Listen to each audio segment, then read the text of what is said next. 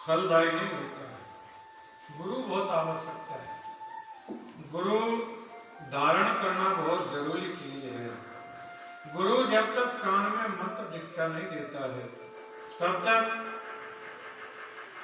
तुम्हारा भजन प्रभावी नहीं हो सकता। क्यों?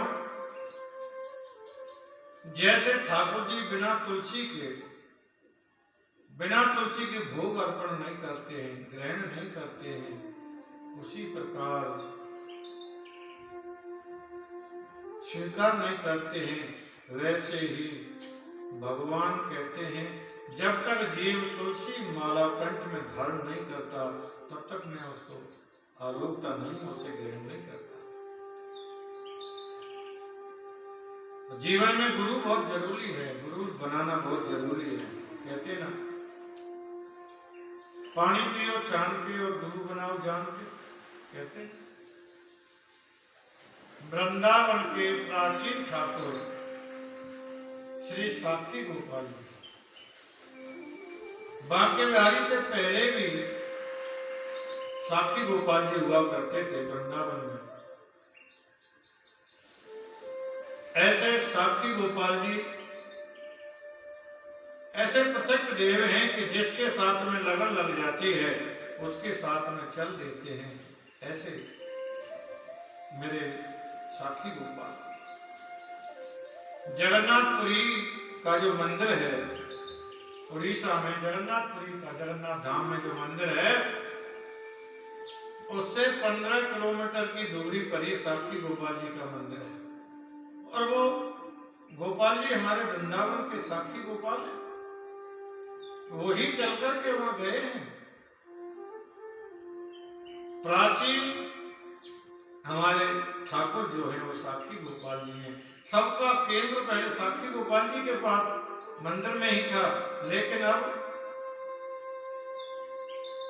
अब श्री बांके बिहारी जी ने एक बार जगन्नाथपुरी से यात्रा प्रारंभ हुई और बहुत लोग उसमें यात्रा में आए। उनमें एक वृद्ध ब्राह्मण भी था और उसी गांव का, और एक जवान, एक बच्चा नवयुवक ब्राह्मण भी था। सभी यात्राएं करते करते जब वो हरिद्वार में पहुंचे तो हरिद्वार में जाकर के तो वृद्ध ब्राह्मण की ना तबीयत खराब हो गई, बीमार हो गए, अस्वस्थ हो गए। तो उस ब्राह्मण बालक ने उस वृद्ध ब्राह्मण की बहुत सेवा की उनकी। हाँ, इतनी सेवा की, सेवा करते करते वो स्वस्थ हो गए और बाकी सब यात्री तो सब चले गए अपने। जगन्नाथपुरी पहुंच गए और उनको उस बच्चे ने उनकी सेवा की और जैसे तैसे करके वृंदावन पहुंच गए। उस वृद्ध ब्राह्मण ने कहा, भाई तुम्हारा मेरा रक्त का संबंध भी नहीं है और कोई सगी संबंधी भी नहीं हो, फिर भी तुमने मेरी इतनी सेवा की, इतनी अनुग्रह की, इतनी सेवा की तुमने। अगर शायद मेरा पुत्र भी होता तो वो भी सेवा नहीं कर पाता, मेरा पुत्र भी होता वो भी सेवा नहीं कर पाता, लेकिन तुमने जितनी सेवा की है मैं तेरी सेवा से बहुत प्रसन्न हूं।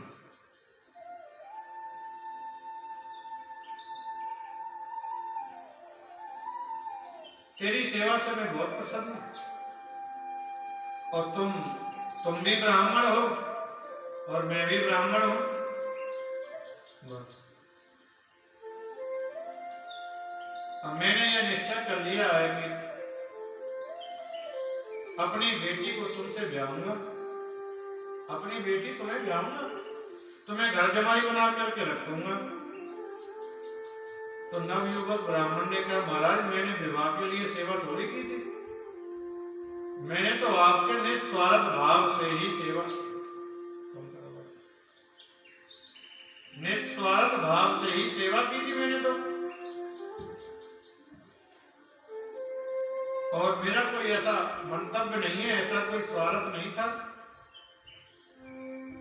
फिर भी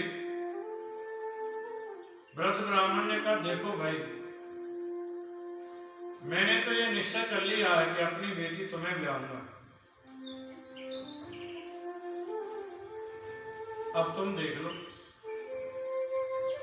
तो उन्होंने मंदिर में बैठे हुए साक्षी गोपाल जी के मंदिर में, गोपाल जी के मंदिर में संकल्प कर दिया कि मैं अपनी बेटी तुम्हें ब्याहूंगा, अपनी बेटी तुम्हें ब्याहूंगा। अब तो संकल्प दे दिया, सब कुछ हो गया। ब्राह्मण बालक जैसे तैसे उनको उड़ीसा पहुंचे और घर जाकर के उस वृद्ध ब्राह्मण ने अपनी पत्नी से कहा, बच्चों से कहा कि ऐसे ऐसे मैं बीमार हो गया था और इस बालक ने, हमारे गांव का ही बालक है, इतनी इसने मेरी सेवा की, तो मैंने अपनी कन्या देने का वचन इसको दे दिया। तो पत्नी बिगड़ गई, अरे तुमने हमसे नहीं पूछा। बच्चों ने कहा, तुमने हमसे नहीं पूछा।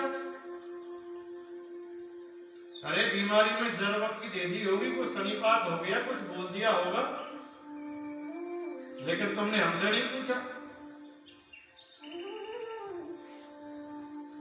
और वो कहां गरीब एक ब्राह्मण और कहां हम एक श्रीमंत, उसकी हमारी बराबरी कैसे हो सकती है? ऐसा जब उनसे कहा तो उस वृद्ध ब्राह्मण ने उस बच्चे से कहा, भाई हमारे घर वाले तो हमारी बात तो मानते नहीं, क्या करें? तो उस बच्चे ने कहा, पंडित जी देखो, मुझे विवाह का कोई लालच नहीं है, मैंने तो निस्वार्थ भाव से आपकी सेवा की थी, लेकिन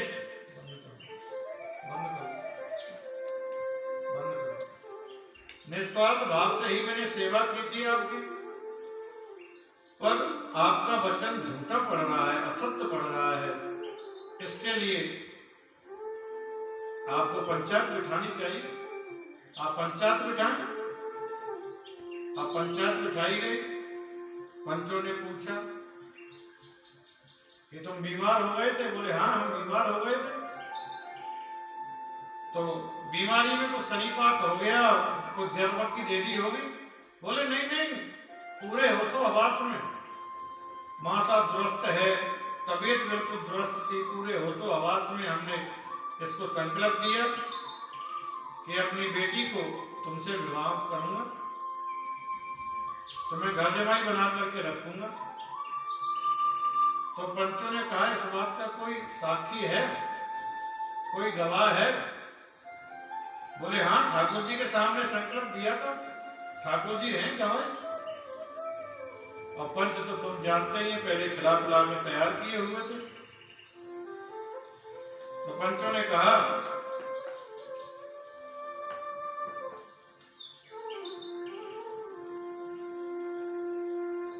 पंचों ने कहा, भाई देखो ऐसा है, 4 महीने का वक्त तुमको दिया जा रहा है और अपने गवाही को बुला ले और गवाही आपका आकर के गवाही दे दे और ये कहे, गवाही दे दे सही सही तो आपकी बात सत्य हो जाएगी, नहीं तो झूठी है। फिर परिवारिक जन स्वतंत्र हैं अपनी बेटी का विवाह करने के लिए।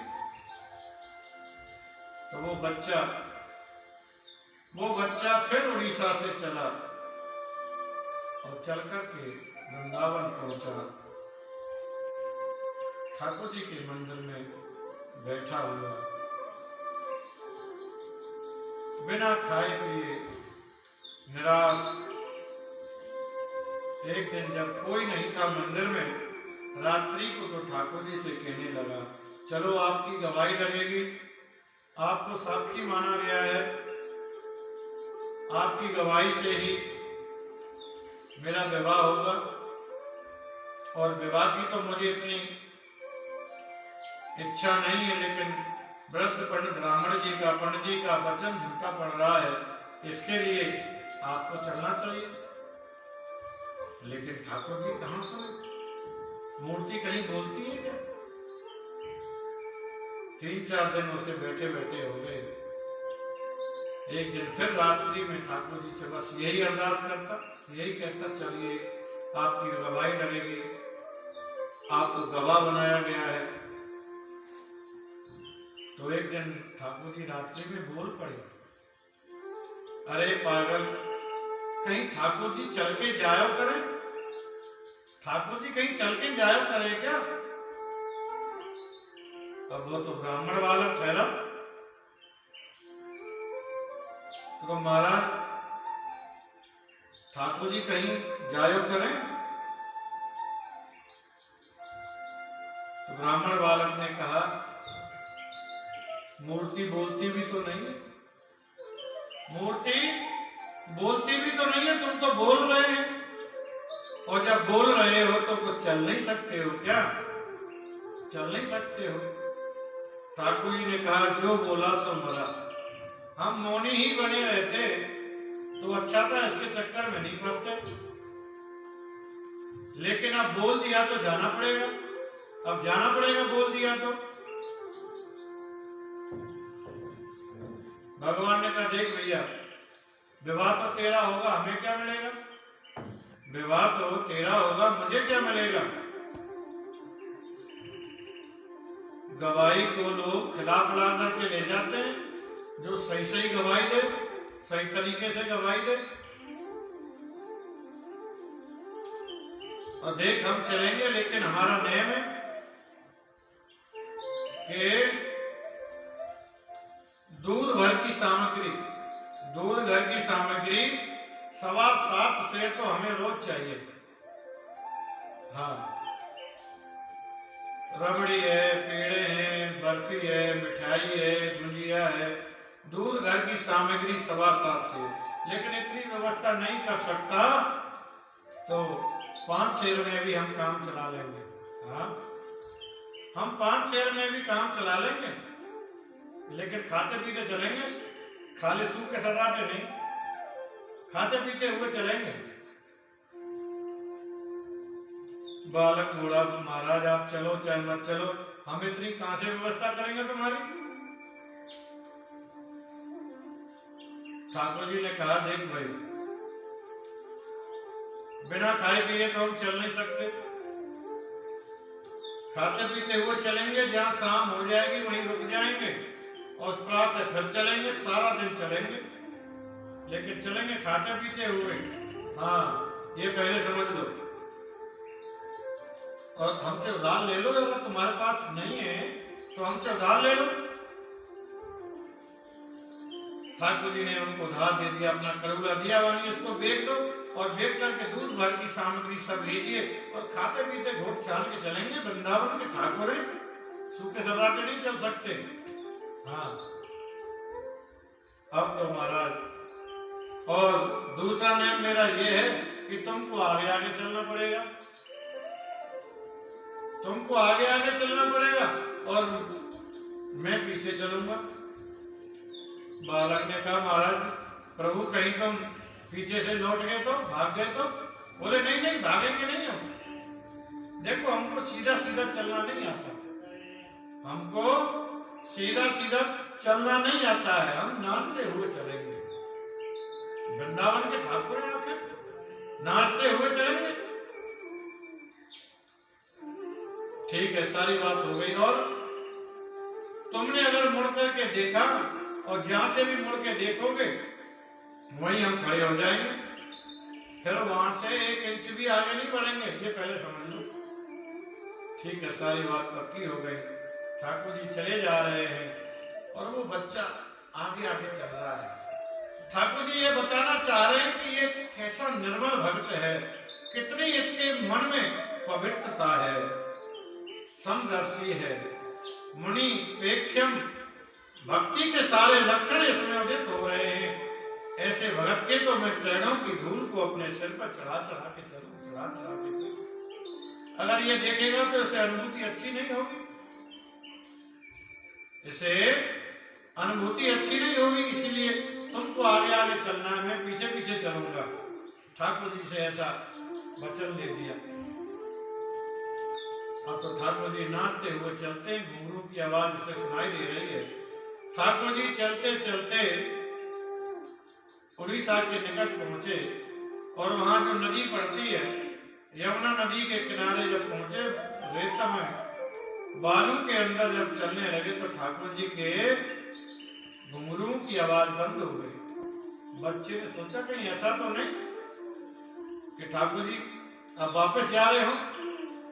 जैसे ही उसने मुड़ करके देखा तो ठाकुर जी वहीं स्तंभ खड़े हो गए। अब मैं यहाँ से 1 मिनट 1 इंच भी आगे नहीं बढ़ सकता, क्योंकि मेरा वचन था तुमने मुड़ के देखा तो मैं हिलूंगा नहीं फिर वहां से। बालक ने कहा भगवान और 1-2 किलोमीटर की बात है, आप आगे चलिए, इतने चल के आ गए तो फिर थोड़ा सा और। भगवान ने कहा तुम्हारे पंच इतने लालसाब हो गए कि हम वृंदावन से चल के यहाँ पर आ गए और वो यहाँ तक नहीं आ सकते क्या? वो यहाँ तक नहीं आ सकते हैं क्या? तो बच्चे ने जाकर के गांव में सूचना दी। अब तो ये बात तो पूरे गांव में हवा की तरह फैल गई। अरे वृंदावन से ठाकुर जी गवाही देने के लिए आए हैं। पूरा गांव एकत्रित हुआ, पंच एकत्रित हुए। पंचों ने पूछा तुम्हारे सामने गवाही दी, तुम्हारे सामने संकल्प दिया? बोले हाँ। बोले बीमार था? बोले बिल्कुल। तो संकल्प बीमारी में? बोले नहीं बिल्कुल ठीक थे, बीमारी में नहीं दिया। माता एकदम दुरुस्त, स्वास्थ्य भी एकदम दुरुस्त था, पूरे होशो हवास में इन्होंने संकल्प दिया। और झूठ बोलो तो झूठे तो तुम हो ही, झूठे तो तुम हो ही। लेकिन इन्होंने अपनी कन्या का विवाह करने के लिए इस बालक से संकल्प किया है, संकल्प किया है बालक को। भगवान ने इतनी बढ़िया गवाही दी कि गवाही देने के बाद तो विवाह के इतने प्रस्ताव आ गए, सब लोग कहने लगे भैया ये तो बड़ा गुणवान बालक है, इसको हम अपनी बेटी ले लो, हमारी, कोई कहता हमारी बहन ले लो, हमारी कन्या ले लो। इतने विवाह के प्रस्ताव आ गए। भगवान ने कही भाई देखो ज्यादा विवाह तो हम ही करेंगे, ये तो एक ही विवाह करेगा। ज्यादा विवाह तो हम ही कर सकते हैं, ये ज्यादा विवाह नहीं करेगा।